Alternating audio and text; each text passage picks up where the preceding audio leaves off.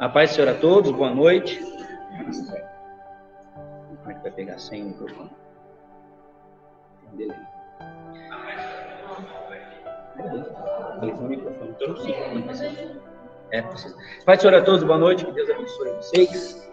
Estamos mais uma vez aqui no nosso curso de ensinamento com o Diácono Maurício, com um pouquinho de atraso, mas tivemos alguns imprevistos, né? Eu dizia o Faustão, né? Quem sabe faz ao vivo, né? E ao vivo é mais difícil mesmo para fazer, né? Mas graças a Deus, Deus tem nos dado vitória e estamos aqui para aprender mais uma vez da palavra do Senhor Jesus. Eu queria fazer algo rapidamente, antes de eu sair de casa. Eu vi lá, irmãos, uma tristeza muito grande, né? 180 mortos, se eu não me engano, no Rio de Janeiro, e 218 pessoas desapareceram. Irmão, temos que clamar muito por essas pessoas, por essas famílias. Eu vi lá a entrevista de um rapaz chamado Fabrício, perdeu a esposa e a filha e estava sozinho. Desesperado o pai, não sabia o que fazer, né, irmãos? Então eu queria pedir à igreja que está aqui, mas colocar de pé rapidamente, em nome de Jesus, fazer uma oração intercessória, me ajude a clamar rapidamente, a gente já entra na aula. Começou um pouquinho mais tarde, a gente vai até umas 9h10 aí para a glória de Deus, tá bom? Então se coloca de pé, em nome de Jesus, vamos orar? E interceder pelas famílias, pelo que está acontecendo no Rio de Janeiro, tá bom, irmãos? Senhor nosso Deus e Pai amado Jesus, levantamos um clamor agora, Deus. Pedimos para que o Teu Espírito Santo tenha misericórdia, Pai. Conforte, Papai amado, cada familiar. Nós estamos aqui, Papai amado, em festa, não está celebrando mais um culto, mas tem famílias e grandes famílias, Pai, em luto agora, Jesus. Enterrando pessoas, Pai, num funeral, meu Deus, que tristeza, Pai. Nós, como igreja, Senhor Jesus Cristo, como povo de Deus, precisamos e queremos interceder, pedindo o socorro e auxílio do Teu Espírito Santo, para ir de encontro com esse pai, com essa mãe, com essa filha, Papai amado, que perdeu o ente querido, com essa situação que muitas vezes perdeu tudo, Pai. E às vezes perde também a esperança, mas em nome de Jesus, Deus, toma essa pessoa pela mão, Senhor, porque o Senhor é a esperança, Pai, a última esperança é o Senhor, é tudo, Papai amado, Senhor, que precisamos para nos levantar, Deus. Sabemos que tem pessoas ali que estão abatidas, quebradas, Pai, destruídas, mas o Teu Espírito Santo conforta, consola, levanta, aviva em nome de Jesus. Pai, visita aquele lugar, Pai. Visita ali os bombeiros, ó Pai, Senhor, os médicos e enfermeiros, todas as pessoas que estão trabalhando, Senhor Espírito, em prol, Senhor, a um resultado positivo dessa catástrofe que aconteceu no Rio de Janeiro. Deus, abençoa esse povo, Senhor, e nos dá uma ótima aula nessa sexta-feira, em nome de Jesus. Amém? Diácono, você volta isso? Não vai precisar, né? Tá. Amém, irmãos? Graças a Deus nós conseguimos então dar início a essa aula. Tivemos um pequeno contratempo aí, né, para montar aí a parafernália tecnológica.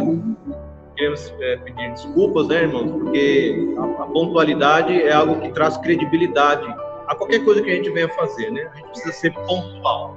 Então, irmãos, nos perdoe. A princípio, a gente vai, à medida que a gente for fazendo, a gente vai melhorando esse processo. Nós estamos voltando aqui presencial na igreja, era algo que era fruto do desejo do nosso coração, do pastor, do diácono Donizete, né? Temos aqui algumas pessoas presentes e queremos ter mais pessoas da nossa igreja presente aqui para aprender, né, mais sobre a palavra de Deus e aprender mais sobre o Deus da palavra. Irmão, eu vou ficar meio assim, não sei se eu olho para as pessoas que estão aqui, se eu olho para a câmera. Eu sou meio, né? Eu estou olhando para a câmera, mas a pessoa que está aqui. Me perdoe aí a minha falta de intimidade com essas coisas. Irmãos, nós demos início então a pastora Líria. Amém, pastora, Deus abençoe. Nós então demos início sexta-feira passada a um tema muito pertinente, irmãos, nos dias de hoje. Principalmente nos dias de hoje, que é o estudo das Escrituras Sagradas, irmãos. Nós demos início, então, na sexta-feira passada, né? Essa é uma revista que nós vamos estar estudando. Eu mostrei, mas eu mostro novamente, a supremacia das Escrituras. Thalita, paz do Senhor Jesus, querida, Deus te abençoe. Dos nossos irmãos da Assembleia de Deus, a gente está fazendo o estudo da revista deles, uma revista muito boa, né? Com um estudo muito conciso, muito bom.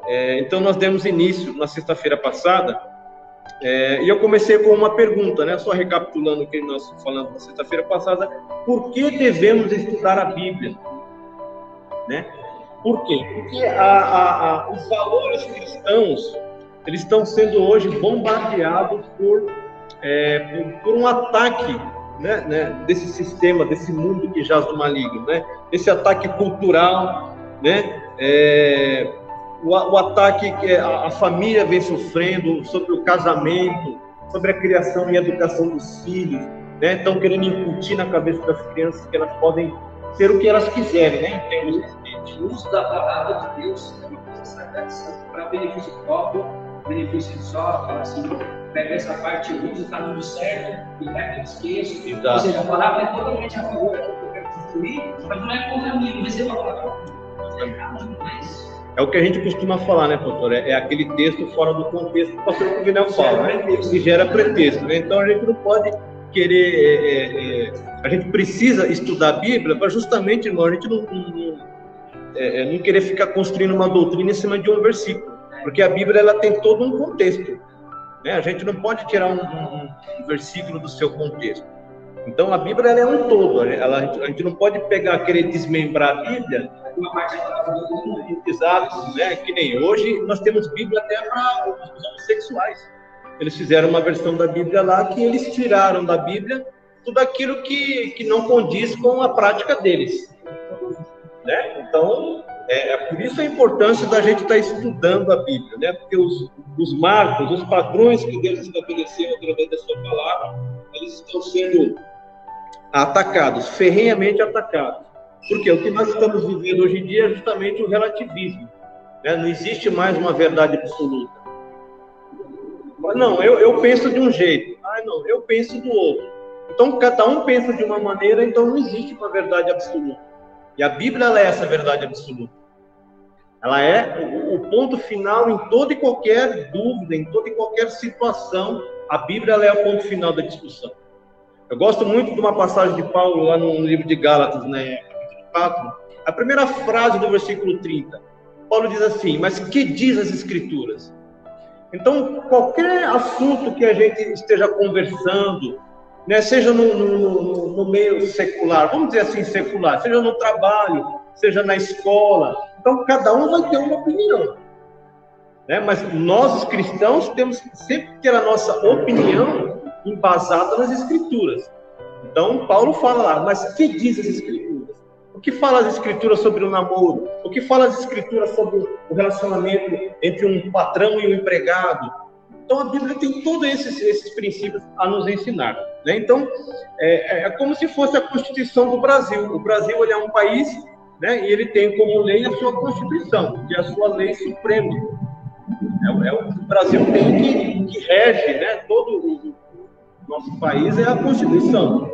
Então, no Reino de Deus também não é diferente. Nós temos a nossa Bíblia, que é a nossa regra, né, nosso manual de regra e de fé. Deixa eu ver aqui se a Cláudia que está controlando lá, se ela está... Deixa eu me mandar uma mensagem.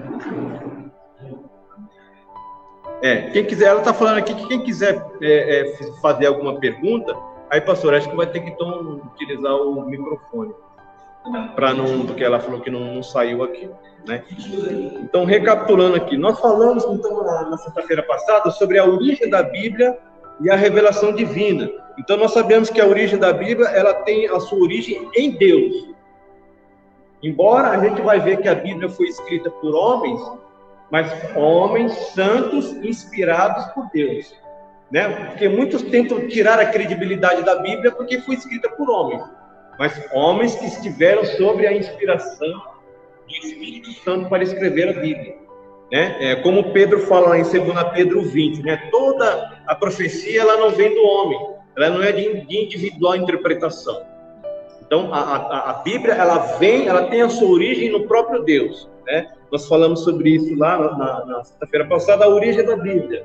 Depois nós falamos sobre a revelação geral. Deus se revela, né, ao humano, aos seres humanos, a nós, através da história, através de tudo aquilo que aconteceu ao longo da história, né? Deus se revela através do universo, através das coisas que Ele criou, né? Tem alguns versículos aqui que nós falamos sexta-feira passada. E Deus se revela também através do ser humano. que foi criado à sua imagem e à sua semelhança. Embora isso tenha sido manchado pelo pecado. Então, é o que todo mundo que ficou conhecido assim como a imagem de Deus, né? Como se todo ser humano ele tem dentro de si uma centelha divina que foi maculada pelo pecado. Então, Deus se revela através do ser humano. E também nós falamos sobre a revelação especial que está contida em Jesus Cristo e nas Escrituras, né? Então, recapitulando aqui, finalizando, né? A Bíblia ela tem origem em Deus, este se revela na história, no universo e na humanidade, de modo especial por meio de Cristo e das Escrituras, né? Porque como João fala lá, no princípio era o Verbo, e o Verbo era Deus, e o Verbo estava com Deus, né? E ele se manifestou e habitou entre nós. Então, hoje, irmãos, nós vamos dar em continuidade à nossa lição. O tópico que nós vamos estar abordando hoje são as evidências da autenticidade da Bíblia. Nós temos aqui algumas divisões, né? Nós vamos estar falando sobre a unidade e a consistência da Bíblia, a ação do Espírito Santo sobre a Bíblia, né? As profecias de eventos futuros e, por último, nós vamos estar falando sobre a mensagem da Bíblia, a supremacia da Bíblia, o poder da Palavra de Deus e o propósito da Bíblia, né? Será a aula que nós vamos estar falando hoje. Então, quais são então as evidências internas da autenticidade da Bíblia? Diz assim a revista: a palavra autenticidade, ela tem origem no grego autentes, como significado daquilo que é verdadeiro, né? Quando aplicado às Escrituras, o termo indica a autoridade da Bíblia. Nesse sentido, a Bíblia autentica a si mesma. Aqui tem uma referência bíblica, 2 Timóteo 3,16. Quem quiser estar abrindo aí para fazer a leitura. Qual que é a página da revista do aluno? A página 5? Aqui tem por exemplo, o nome de página da revista do professor é diferente da de vocês. 3,16. Você pega o microfone aí? Senão não. Toda a Escritura é inspirada por Deus e útil para o entendimento, para a repreensão, para a correção, para a instrução na justiça. Amém. Então, nesse sentido, a Bíblia ela autentica a si mesma. Ou seja, se a Bíblia ela tem a origem em Deus, então nada e nem ninguém pode querer, como usurpação, querer dizer que a Bíblia é falsa ou verdadeira. Ou seja, a Bíblia ela provém de Deus, que é um ser autoexistente, infinito e eterno. Então é Deus, né, quem testifica, quem autentica a sua palavra, porque provém dele mesmo, como está aí nesse texto que nós lemos, né? Toda a Escritura é divinamente inspirada, né? Então ela tem lá para instruir em justiça, né? E aí por aí vai, até para que o obreiro, né, seja perfeito em toda boa obra, né? Então assim, aqui na letra A, o que está acompanhando a revista aqui? Na letrinha A está assim: unidade e consistência. No período aproximado de 1.600 anos, a Bíblia foi escrita em 2 idiomas principais e um dialeto, por cerca de 40 pessoas diferentes, de diferentes classes sociais, em lugares e circunstâncias distintas, que abordaram centenas de temas. Apesar de todas essas implicações, o conteúdo bíblico é consistente e os seus escritos se harmonizam, formando um todo, sem qualquer contradição. Então, a Bíblia foi escrita por cerca de 40 homens, de 40 pessoas, né? E foram eles reis, profetas, pastores, né? Então, ela foi escrita por homens. Demorou quanto tempo? Aproximadamente 1.600 anos para a Bíblia ser escrita. Só que se a gente pegar todo esse escrito, ele não se contradiz. A Bíblia ela forma uma unidade. Ela é consistente naquilo que ela manifesta, naquilo que ela nos ensina. Então, como pode algo que o homem escreveu num período e o outro escreveu depois de 500, 600, 700 anos e aquilo coincidir, aquilo não entrar em contradição. Então, a Bíblia, nesse aspecto, nós costumamos falar que a Bíblia é inerrante, ela não contém erros. Aquilo que as pessoas encontram de erro na Bíblia é justamente uma interpretação errônea que as pessoas fazem. A Bíblia, ela não se contradiz. E a Bíblia, ela interpreta a si mesma. Então, muitas vezes você está tendo dificuldade no entendimento de um texto, mas com certeza há outro texto que vai estar falando do mesmo assunto de uma forma mais clara. Aí você vai passar a entender aquele texto que você outrora não conseguiu compreender. Então, a Bíblia, ela interpreta a si mesma. Ela não entra em contradição, embora ela tenha sido escrita por homens de diferentes etnias, né, de diferentes atividades, né, ela não se contradiz. Então, tem aqui algumas referências. Eu vou estar fazendo a leitura aqui, que eu estou mais próximo do celular, para o áudio não ficar ruim. Aqui, Salmos 18:30, ele dá esse embasamento.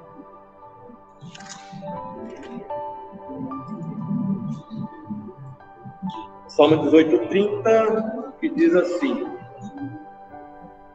o caminho de Deus é perfeito, a palavra do Senhor é provada, é um escudo para todos os que nele confiam. Salmo 18:30, tem também o Salmo 33:4. Como está aqui aberto já em Salmos, eu vou ler Salmos 33,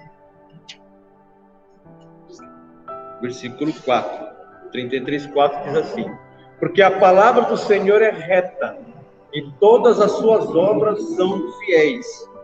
Amém, irmãos? Então, a primeira tópico aqui é a unidade e a consistência da Bíblia. Depois vem a ação do Espírito Santo. Por meio da leitura da Bíblia é possível ouvir a voz de Deus, agindo como uma espada que penetra até a divisão da alma e do espírito. Tem uma referência aqui, Hebreus 4:12. Como os discípulos no caminho de Emaús. Aquele que aceita a mensagem da palavra experimenta a chama do Espírito arder no coração e passa a compreender o plano de salvação. Hebreus 4:12. Eu vou estar fazendo a leitura aqui, que aí não precisa estar falando. Eu vou fazer aqui, Fábio, porque aqui já está perto do microfone. Hebreus 4:12. Diz assim: porque a palavra de Deus é viva e eficaz, e mais penetrante do que qualquer espada de 2 gumes, e penetra até a divisão da alma e do espírito, e das juntas e medulas, e é apta para discernir os pensamentos e intenções do coração. O que é uma espada de 2 gumes? Alguém sabe?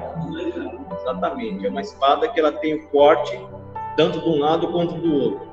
Então, a palavra de Deus, ela é comparada aqui nesse texto como uma espada, que ela entra penetrando, dividindo juntas e medulas, discernindo pensamentos, intenções, né? Essa é a palavra de Deus. E então, irmãos, aqui nós estamos vendo que a ação do Espírito Santo, ela é sobre a palavra de Deus. Ela não é sobre o meu achismo, sobre o que eu acho. Ela não é sobre o que eu penso. O Espírito Santo, ele tem compromisso com a Bíblia. É uma coisa que ele tem um ponto de vista o Espírito Santo vai é nesse ponto, eu vou ouvir dos dois vontades. E reinar dentro sobre um, e ainda fala assim, e é capaz de juntar os pensamentos. Coisa viva, né? Aí vem essa necessidade da gente ter um momento durante o dia para ler a Bíblia, né? Mesmo para quem não tem assim muita experiência na leitura da Bíblia, que muitas vezes a primeira vez que eu peguei a Bíblia eu fui ler o livro de Apocalipse, né? Que a primeira coisa que a gente quer saber é o fim das coisas, né? Mas aí você não vai entender nada, que nem a Martinha. Pega o Novo Testamento, começa a ler a partir do Novo Testamento, que é uma leitura mais fácil de entender para quem está começando agora, né? Depois passa lá para Levíticos, o Antigo Testamento, aquela, né? Ninguém gosta de Levíticos e Números, né? Porque é só genealogia, né? Tá colocando aquela leitura que passou.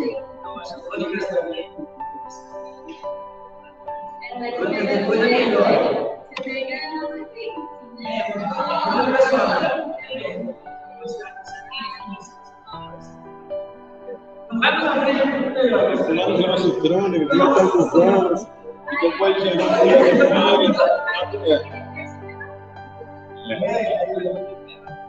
Então, para quem não tem intimidade, começa a ler no Novo Testamento, lá Mateus, Marcos, Lucas, João, que retrata a história de Jesus. Então, irmãos, a importância da gente saber o quê? Na hora que a gente precisar, né, que como Paulo fala lá na armadura de Deus, a espada do Espírito é a palavra. Então, na hora do ataque, na hora que a gente está em dificuldade, né, o que o Espírito Santo vai encontrar em nós, no nosso arquivo?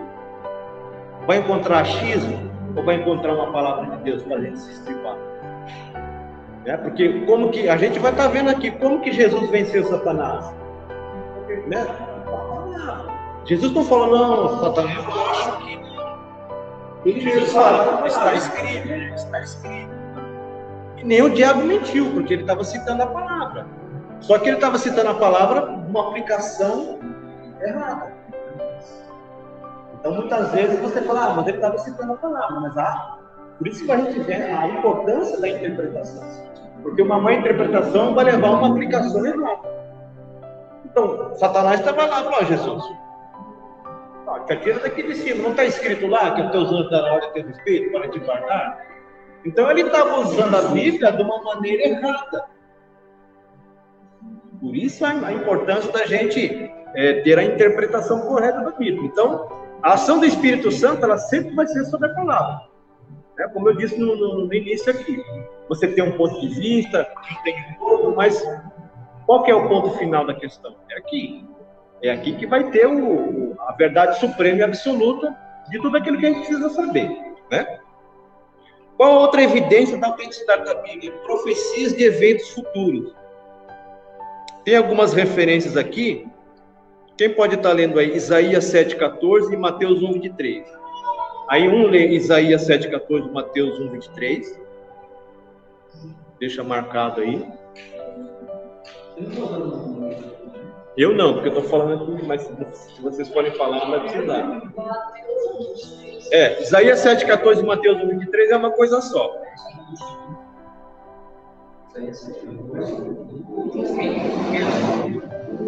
Não, mas deixa só no cantinho, deixa só no cantinho. Depois nós temos Salmo 22,16, João 19,36. Aí quem for ler isso aqui vai ler os dois. Salmo 22,16, João 19,36.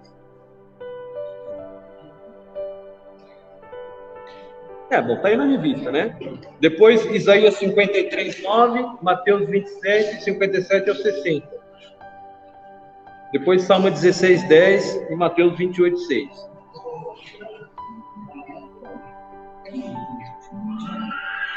Tem dividir isso aqui.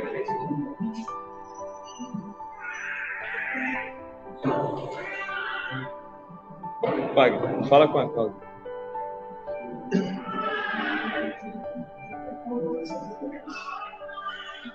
Então vamos lá. Profecias de eventos futuros. A exatidão no cumprimento das profecias comprova a veracidade das Escrituras. As suas profecias foram anunciadas muitos séculos antes dos eventos acontecerem com clareza e precisão. Entre tantos eventos, citamos o nascimento virginal de Cristo. Quem está com Isaías 7,14 e Mateus 1,23? Arthur.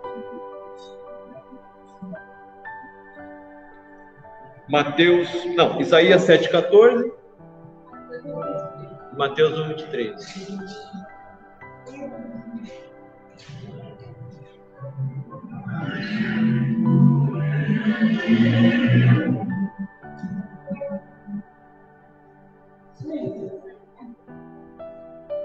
Portanto, o mesmo Senhor voltará ao Senhor.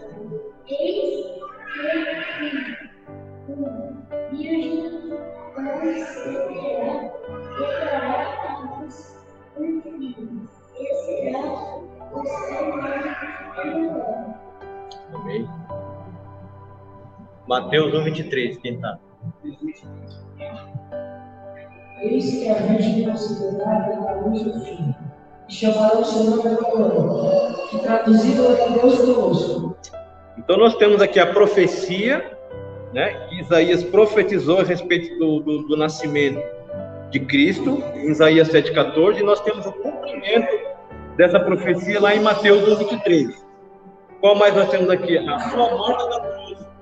Salmo 22,16. Quem tem aí? Salmo 22,16. Eu vou ler então. Salmo 22,16.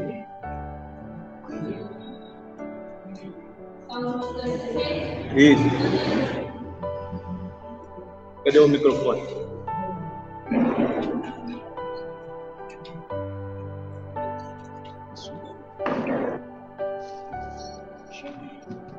Salmo 22,16, né? Pois me rodearam cães, o ajuntamento de malfeitores me cercou, transpassaram minhas mãos e os pés. Salmo 22,16? Estou sem áudio. Isso. Porque... Tá. Salmo 22,16, então é a profecia, o cumprimento dessa profecia. Cumprimento não, cumprimento. João 19,36. Quem tem João 19,36?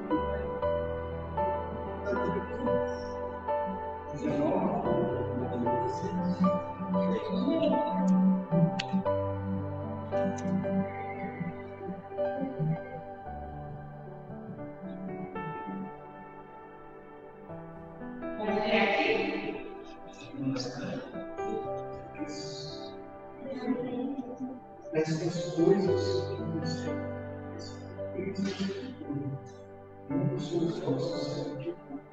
como diz a Escritura, no outro lugar, darão para aquele que transpassaram.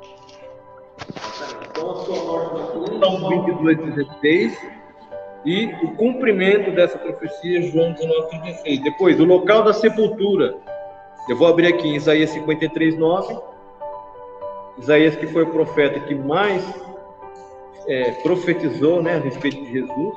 Isaías 53,9 diz assim: e puseram a sua sepultura com os ímpios e com o rico na sua morte, porém, porquanto nunca fez injustiça, nem houve engano na sua boca, se referindo à sepultura de Jesus. E o cumprimento disso, Mateus 27,57. Pode, Martinho? Peraí, ela vai levar o microfone. Mateus 27,57 ao 60. Um homem rico de Arimateia, por nome de José, que também era discípulo de Jesus. Este foi ter com Pilatos e pediu-lhe o corpo de Jesus. Então, Pilatos mandou que o corpo lhe fosse dado. E José, tomando o corpo, envolveu-o num fino e limpo lençol e o pôs no seu sepulcro novo, que havia aberto em rocha, e rolando uma grande pedra para a porta do sepulcro, foi-se. Amém. Então a gente vê que Isaías profetizou isso, e Mateus, então, ele cita o cumprimento dessa profecia. Então, mais uma evidência da autenticidade da Bíblia, que são as suas profecias, né? Agora aqui, evidências externas, o tópico 2 aqui. Compreende-se como evidências externas aquelas em que os acontecimentos narrados nas Escrituras são também ratificados por outras fontes históricas. Por vezes, essas comprovações se identificam e se fundem aos conceitos de inerrância, isto é, que a Bíblia não contém erros. Nessa direção, tanto o registro da história das nações, as descobertas arqueológicas e os pressupostos da ciência apontam para a autenticidade da palavra de Deus. E a despeito de ser contestado por ateus incrédulos, a Bíblia permanece como o livro mais traduzido e lido de toda a história. Embora, irmãos, a gente não dependa da ciência, de escavações arqueológicas para crer na Bíblia. Nós já cremos na palavra de Deus. E a ciência, as descobertas arqueológicas, elas ajudam, né, as pessoas a ver que a Bíblia ela é verdadeira nos seus relatos, né? Eu sempre gostei muito de arqueologia, desde criança. O Rodrigo Silva, né, ele é arqueólogo, então estão sempre encontrando lá pergaminhos, né? Isso. E aí diz assim, a despeito de ser contestado por ateus e incrédulos, a Bíblia permanece como o livro mais traduzido e lido de toda a história. Então nós temos aí, ao todo, se eu não me falha a memória, mais de 5.000 inscritos, pergaminhos que foram achados da Bíblia. Então os ateus, eles tentam, mesmo com toda essa quantidade de pergaminhos encontrados, eles tentam descrer, né, passar essa descrença a respeito da Bíblia. Mas ninguém, por exemplo, duvida que os escritos de Platão foi ele que escreveu, uma vez que são pouquíssimos, comparado aos da Bíblia. Então, não tem como, né, querer tirar a autenticidade da Bíblia depois de tantos achados, né, depois de tantos inscritos, depois de tantos pergaminhos que foram encontrados, né? Teve lá os pergaminhos do Mar Morto que eles encontraram. O livro mais traduzido e mais vendido do mundo. Então, com certeza, se a Bíblia fosse a obra de homem, ela já tinha perecido, né? O tempo não consegue apagar a Bíblia. E por último aqui, irmãos, na nossa lição, nós temos a mensagem da Bíblia. Então nós devemos entender, irmãos, que a mensagem da Bíblia, ela é de Gênesis, Apocalipse, a mensagem da Bíblia ela aponta para Cristo. Cristo é o centro da mensagem bíblica, né? Lá em Gênesis 3,15, quando o homem peca, né? E Adão, ele tenta cobrir a sua nudez com folhas, já é uma tentativa humana de esconder o pecado. E Deus falou, não é assim. Então, ele é coberto com peles de animais. Então, ali já faz uma menção de que houve um sacrifício para que a pele daqueles animais cobrisse a nudez de Adão e Eva. Então, ali já está anunciando a necessidade de um sacrifício, né? Já aponta para Cristo ali. E a Bíblia é de Gênesis Apocalipse, irmãos. A mensagem da Bíblia é a redenção através de Jesus Cristo. Então, diz assim, a supremacia da Bíblia. A expressão latina, sola escritura, confirma que somente a Bíblia é regra infalível e autoridade final em matéria de fé e prática. A Bíblia fornece conhecimento essencial e indispensável à nossa comunhão com Deus e com o nosso próximo. Assim sendo, não necessitamos de uma nova revelação extraordinária para a nossa salvação e o nosso crescimento espiritual. Significa que todas as doutrinas necessárias para a salvação já nos foram transmitidas pelas Escrituras e que nenhuma tradição humana pode acrescer ou retirar coisa alguma. Apocalipse 22, 18 e 19. Quem pode estar fazendo a leitura aí? Apocalipse 22, 18 e 19. 18 e 19? Isso.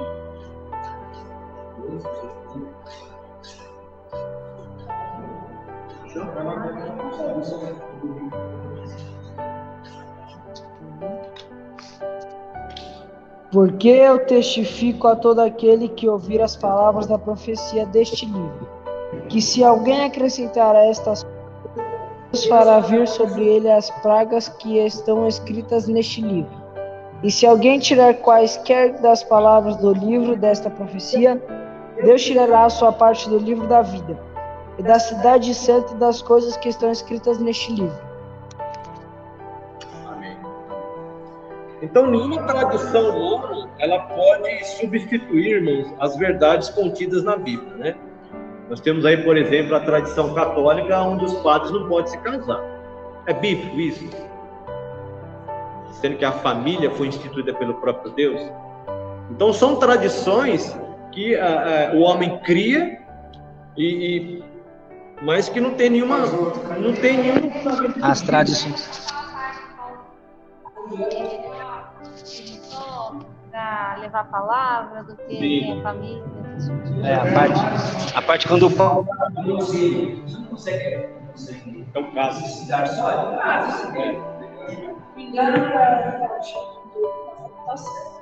Mas Paulo ali foi uma decisão dele não casar, né? Foi uma decisão de... não é normativo, não casa. Não. Exatamente. Esse é o contexto que eu falei. ele está dando um conselho, né? É que nem antigamente, quando colocavam aquelas regras de que existia um preço para pagar o pecado, que eram as penitências, dinheiro, esfoliações, indulgências. Meu, é terrível. Aquilo ficou sobre a Igreja Católica Romana há muito tempo, até na época de Lutero. Lutero viveu muito isso, viu tudo isso, e Lutero rebateu isso. Mas era a regra de fé e prática dos caras que eles tinham, que não tinha na Bíblia. Isso na Bíblia, comprava e pagava.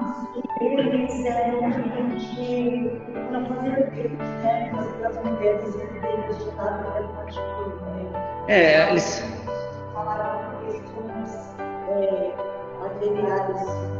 sim, a igreja, sim, a questão era a riqueza, dinheiro. O homem como o centro das coisas que é o Papa. O homem como o centro das coisas, o supremo acima de todos. A Bíblia não. Até ofuscando um pouco Jesus, não tinha acesso à Bíblia. Só quem tinha. Só o clero romano que tinha. É porque, mas, gente, ó. Deus, a gente fez aquilo. Esqueci o nome. Não, foi muito antigo. A sentença. História da igreja? A igreja primitiva, se vocês buscarem lá no começo, e colocamos grandes slides, estudos, vídeos, nossa, foi fantástico aquilo. E a gente viu tanta coisa.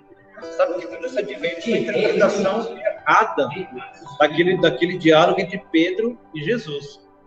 Então, quando Cristo fala, também te digo que tu és filho, sobre esta rocha edificarei minha igreja, essa rocha que Jesus está falando, ele estava falando sobre a declaração de que Pedro havia feito de Jesus. Então, por isso que fala que o Papa é a sucessão de Pedro, porque justamente é uma interpretação errônea, né, da Bíblia. Então, assim, são tradições que o homem cria, né, para ser salvo. Então, essa sola escritura, justamente, ela veio dessa época, né, que são 5 solas: sola fide, sola escritura, solos Christus, sola fide, já falei. São 5 solas, que são somente as escrituras, somente Cristo, somente a fé, que foi derivado aí dessa reforma, né, que fala. O segundo tópico aqui é o poder da palavra de Deus. O seu poder se assemelha ao fogo, que consome e purifica, bem como um martelo que despedaça a penha. Então, irmãos, a Bíblia, eu vou estar fazendo a leitura aqui, Jeremias 23, 29,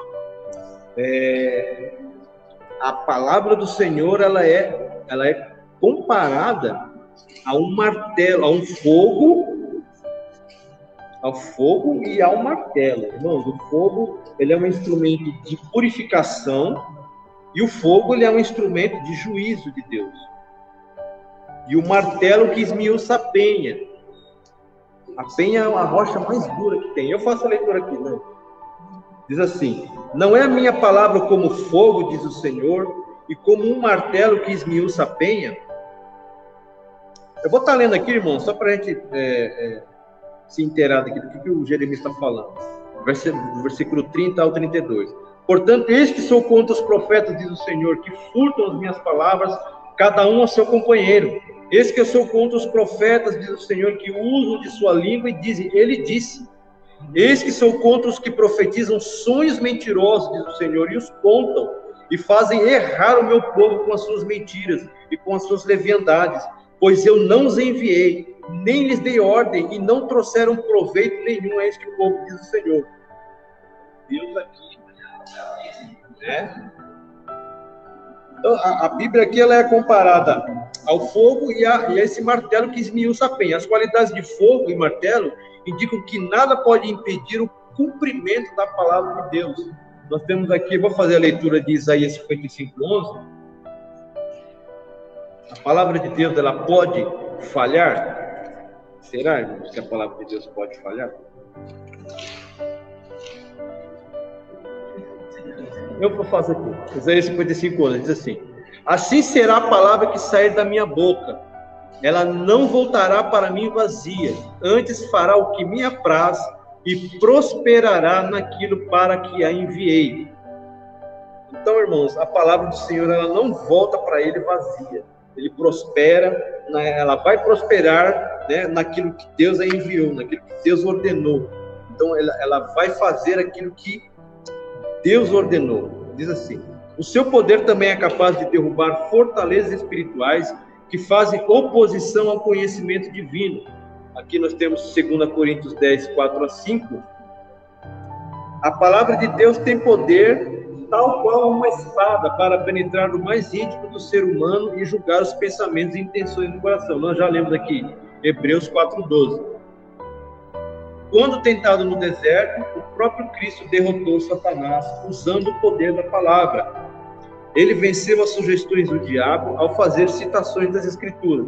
Então, irmãos, o que nós temos aqui em mãos, e muitas vezes a gente não usa, quando Paulo fala que as nossas armas são espirituais e poderosas em Deus, quais são, irmãos? É a Bíblia, a oração e o jejum. É um tripé poderosíssimo que está à nossa disposição, que muitas vezes a gente não faz uso. A gente não senta para meditar, né, para ver o que a Bíblia nos ensina. Eu lembro que no começo da minha conversão a gente tinha esse costume: eu vou tirar uma palavra aqui. Né? Mas a gente faz na igreja. Eu fazia isso direto, eu falava assim: meu, Senhor, fala comigo hoje. Aí eu pegava a Bíblia e fazia assim, eu fechava o olho e fazia assim, ó. Aí caía. Aí às vezes que o negócio ia ali, eu falei assim: não entendi, mas tá bom. Eu tinha essa mania. Eu tinha essa mania quando era mais jovem. Inocente, no começo, né? Mas a gente sabe que a gente tem que sentar e para ler. É tão importante a oração, Maurício, que às vezes a gente não percebe, que às vezes a gente sempre quer alguma coisa terrena, alguma bênção.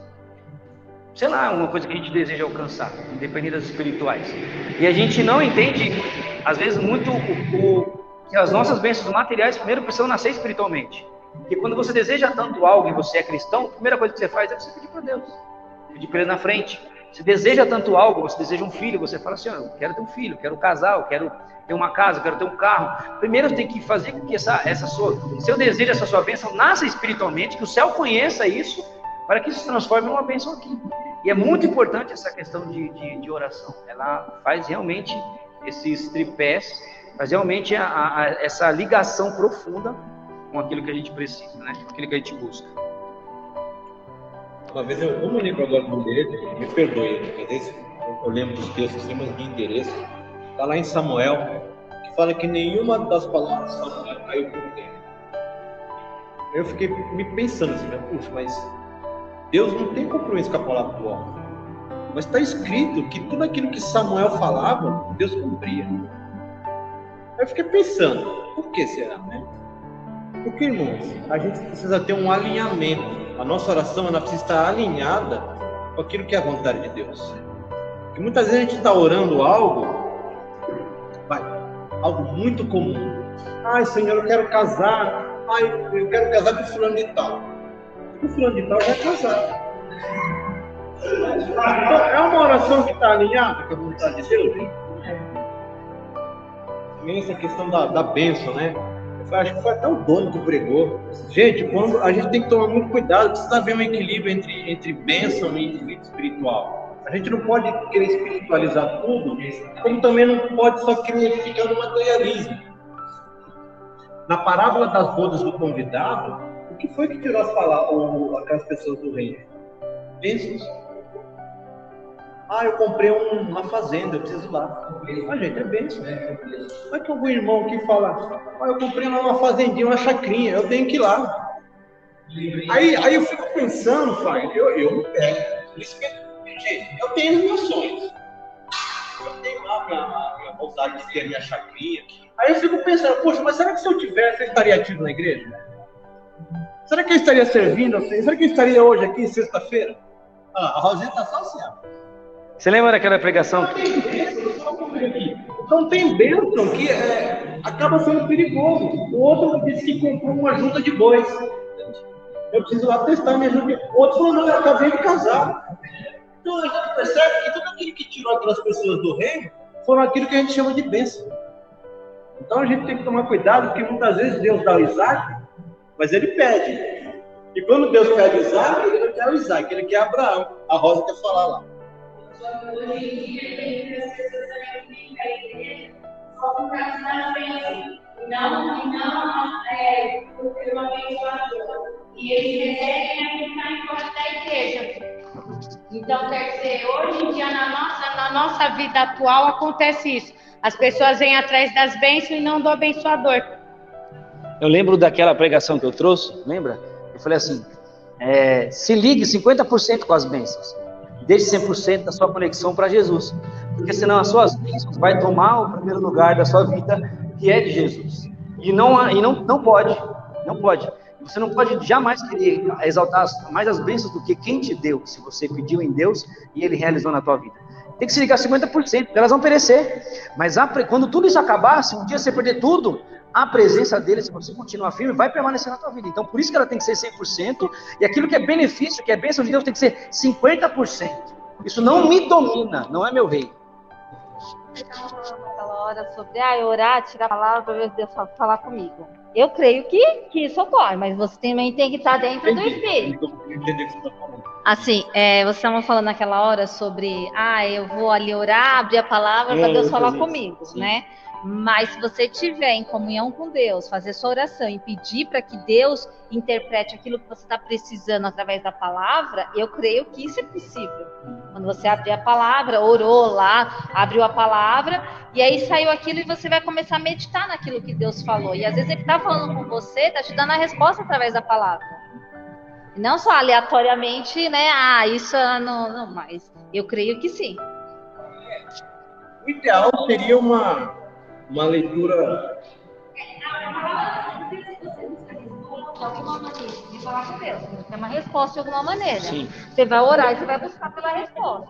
Não, você não vai orar lá, vamos falar comigo, Senhor, você vai ter essa manhã essa palavra para mim.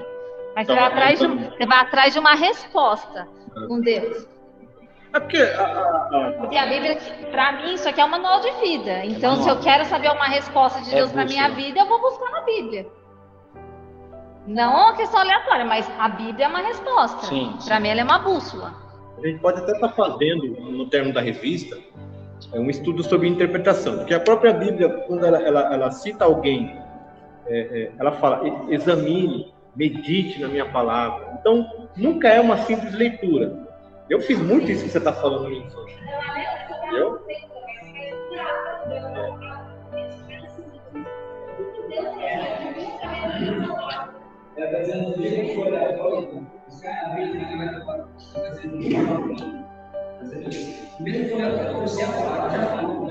Você quer ver?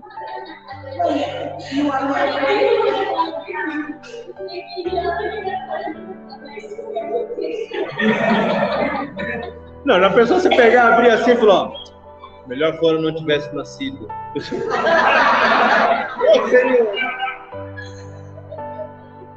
Mas olha, agora também se torna mais moderno. E aí você leu, você gravou.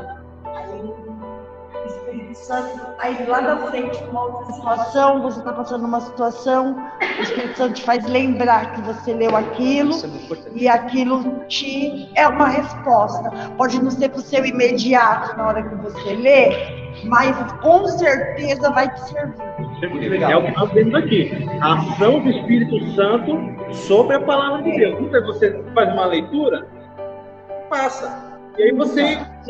Porque não volta vazia. O motivo dela não voltar vazia é isso, né? Não é vazia nunca, sempre vai ter. Porque a questão dela ser uma reserva é muito interessante.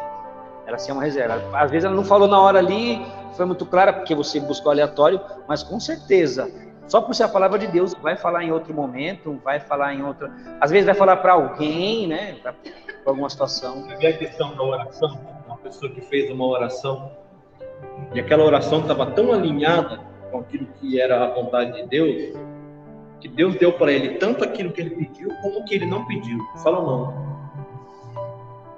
Então, Deus ficou tão contente com aquele pedido de Salomão, que ele pediu sabedoria para governar o povo. E Deus falou, por que você não pediu a vida dos teus inimigos? Você não pediu riqueza, você não pediu prosperidade? Eu vou dar sabedoria e vou acrescentar. Então, quando a nossa oração está alinhada com aquilo que é o propósito de Deus para a nossa vida, aquilo flui. aquilo flui, que, né? É que nem a Bíblia fala que Deuteronômio 28, as bênçãos virão sobre ti e te alcançarão.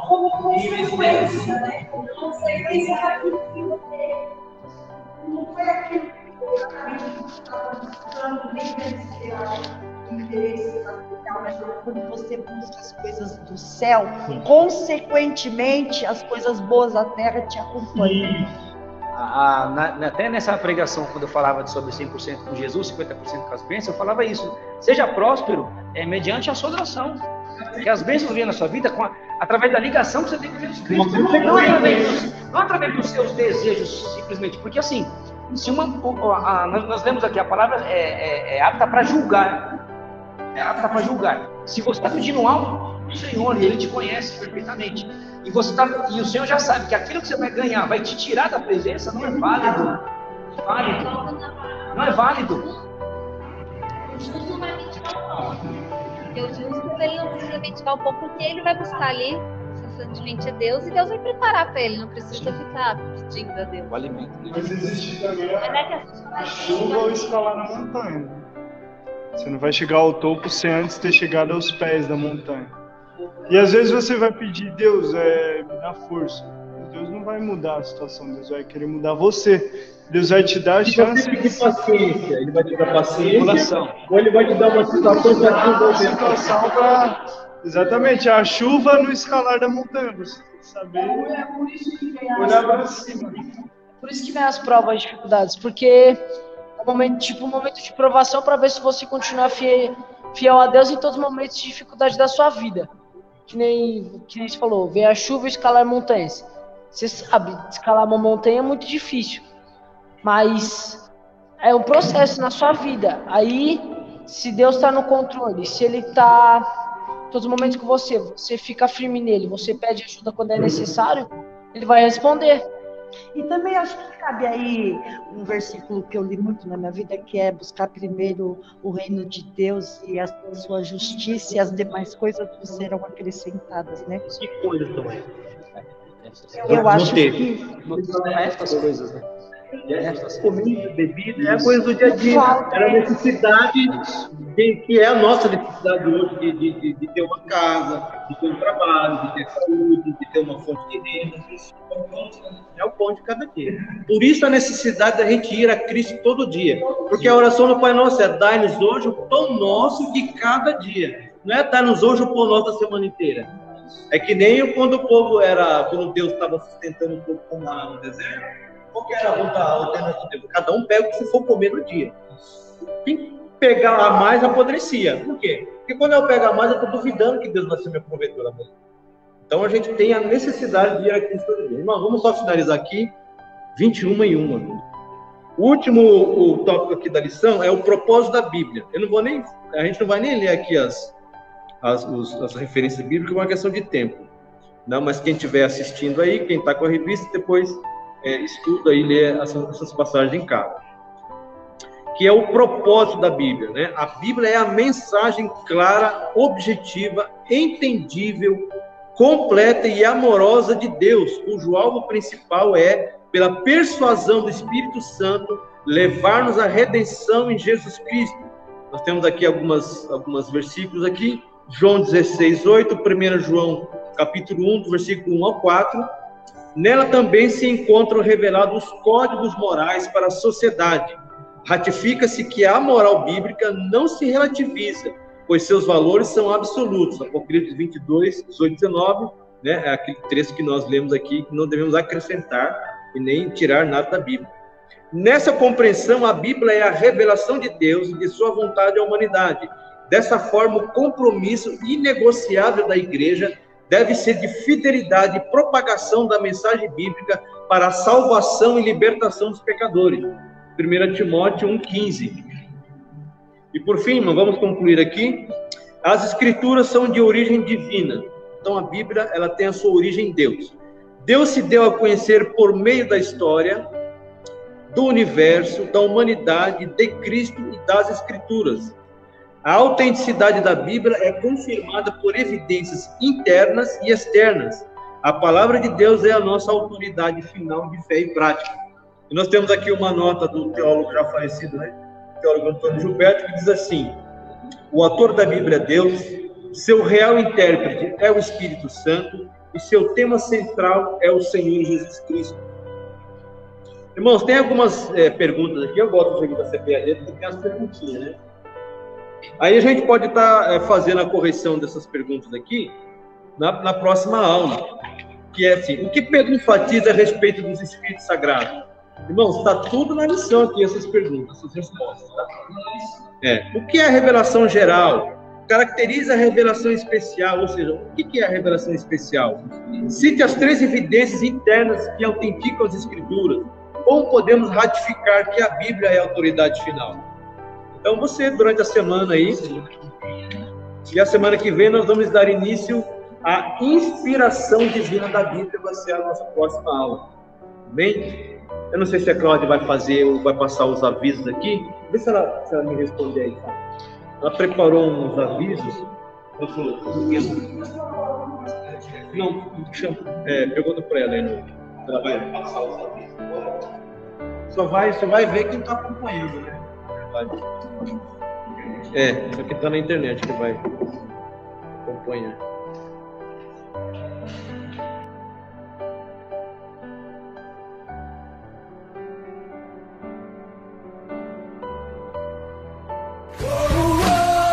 A programação da semana da nossa igreja. Sábado, oração da manhã, às 8 horas online pelo Facebook. Sábado, dia 19 às 19 horas, culto de jovens. Venha e traga um amigo, presencial e online pelo Facebook. Domingo, culto da família às 9 horas presencial e online pelo Facebook. Quarta, culto de cura e libertação às 20 horas presencial e online pelo Facebook. Quinta-feira, 24/2. Ação social. Entrega dos marmitex. Saída às 19 horas. Culto de ensino. Sexta às 20 horas, presencial e online pelo Facebook. Quando fizer algo nessa geração, não faça sem mim. Benção. Pastor, quer encerrar aqui? Parabéns, foi muito bom, Claudinha, muito legal. Foi muito bacana essa arte. Muito bacana esse videozinho explicando sobre a agenda da igreja. Foi muito legal, a gente ficou aqui contigo bastante. Parabéns pelo trabalho, pela dedicação, que Deus te abençoe cada vez mais. Vamos nos colocar de pé em nome de Jesus? Não tem como dizer somos cristãos sem seguirmos a palavra de Deus. Não tem como falarmos que estamos obedecendo a Deus sem sermos fiéis à palavra de Deus. Né? É a nossa regra de fé, é a nossa bússola. Como disse a Janaína, é o nosso manual de vida, né? Nosso manual de vida. Foi através dessas escrituras que já existem há milhares e milhões de anos, que pessoas perderam, por acreditar nessa palavra aqui, pessoas perderam a sua vida, e acreditaram que mesmo perdendo, encontrariam ali Cristo, não duvidaram, né? Essa Bíblia chegou aqui a gente com muitas perdas, pessoas que já estão na glória, tenho certeza, que lutaram, que escreveram, que foram inspirados por Deus, e hoje estamos aqui. E o futuro, irmãos, desse evangelho é o quanto a gente tem intimidade com essa palavra, é o quanto essa palavra é viva dentro de nós. Uma pergunta que eu estava fazendo até para o meu cunhado Tiago, eu falei assim: Tiago, imagina se amanhã queimarem todas as Bíblias, onde que ela vai viver? É dentro de você, exatamente. É dentro de nós. Se queimarem todas as Bíblias do mundo, ela tem que viver dentro de nós. Tudo bem, eu não sou aquele cara que decora, mas ela tem que viver dentro de mim. Eu sei o fator principal, eu sei quem me inspira, eu sei qual é a vontade do Senhor. Eu não conheço ela inteira, eu não decorei ela inteira, mas se queimar todas as Bíblias e alguém vier falar, e eu chegar perto de mim, eu conseguir falar de Jesus, eu vou conhecer falar daquilo que eu já vivi e sei por isso. Então, nós somos os carregadores de uma poderosa mensagem, de uma arma poderosa de transformação, de cura, libertação, que transformou a minha vida. Por isso que eu estou aqui. A Marta está aqui, eu estou muito feliz com você aqui, muito feliz mesmo acompanhando a sua vida. Eu tenho certeza que é vida nova em nome de Jesus. Vocês vão ver seus netos, sua família aqui em nome de Jesus. Se Deus quiser, cada um aqui foi alcançado pela palavra de Deus, né? Então vamos agradecer o nome do Senhor Jesus. E amanhã, olha quem vai fazer aqui, ó. Eu vou estar com um compromisso lá na igreja, eu vou na Parque Sevilla, na Igreja Unida, amanhã é aniversário do nosso pastor presidente, pastor Leonardo, eu vou estar lá, né, uns obreiros vai estar lá também, e o nosso amigo aqui, diácono Maurício, vai estar fazendo a oração da manhã, e domingo nós temos nosso culto aqui da família, amém? A gente vem família aqui orar e agradecer o nome do Senhor. Então vamos orar e agradecer? Senhor, nosso Deus e Pai amado Jesus, eu quero te agradecer, Senhor, por esse culto, Pai, te agradecer por esse ensinamento, por esse momento, por esse período do culto na tua presença, a tua palavra, Senhor Jesus Cristo, Pai, é lâmpada para os nossos pés, é luz para o nosso caminho, Deus. Deus, Pai amado, Senhor, ela precisa, Senhor, estar diante de nós, dentro de nós, enraizada na nossa vida, Jesus Cristo. A palavra penetrante que entra entre a alma e o espírito, Pai, entre a vontade do homem e a vontade de Deus, Senhor. E que nós, Pai amado, aqui, Senhor, em nome de Jesus, e aonde essa live chegar, que a palavra do Senhor chegue, transforme, cura, Senhor, firme e levante o homem, Pai. E que nós continuemos e continuemos sempre, Senhor, levando a palavra de Deus àqueles que precisam e que ainda não a conhecem, em nome de Jesus. Amém? Está encerrado, para a glória de Deus. Até amanhã, com o nosso amigo aqui, diácono Maurício, às 8 horas. 8 horas da manhã. Tchau, fiquem com Deus. Cresçam, porém, na graça e no conhecimento de nosso Senhor e Salvador Jesus Cristo. A Ele seja a glória, agora e para sempre. Amém. 2 Pedro 3,18. Falando do reino. Se inscreva no nosso canal e ative o sininho para não perder nenhuma aula.